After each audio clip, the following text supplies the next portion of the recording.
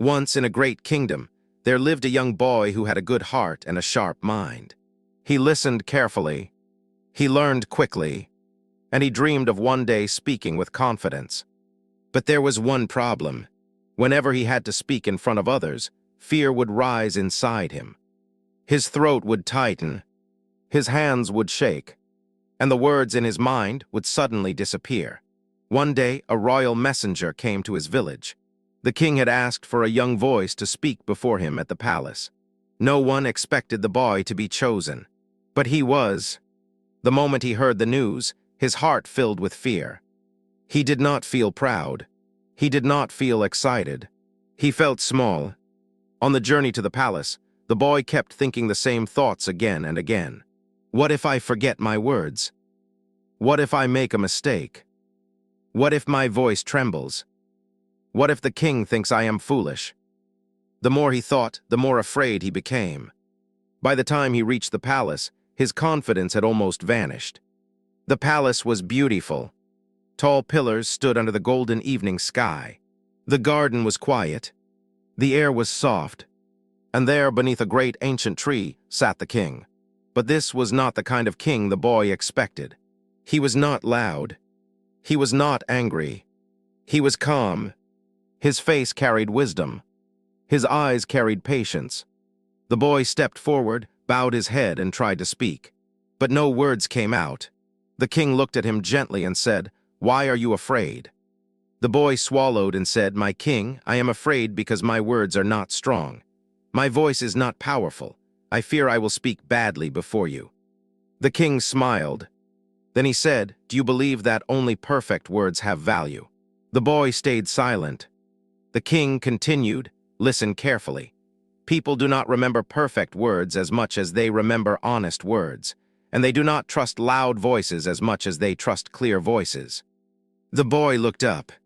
The king pointed toward the garden path and said, "When a traveler walks in darkness, he does not need the whole sky to shine at once. He only needs enough light for the next step." Then the king looked back at the boy and said, "Speaking is the same. Do not try to say everything perfectly. Say one true sentence clearly, then say the next." The boy listened with all his heart.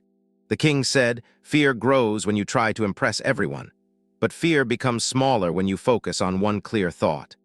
The boy took a breath. The king nodded and said, "Now speak, not to impress me. Speak only to express the truth in your heart." This time, the boy closed his eyes for a moment. He breathed slowly.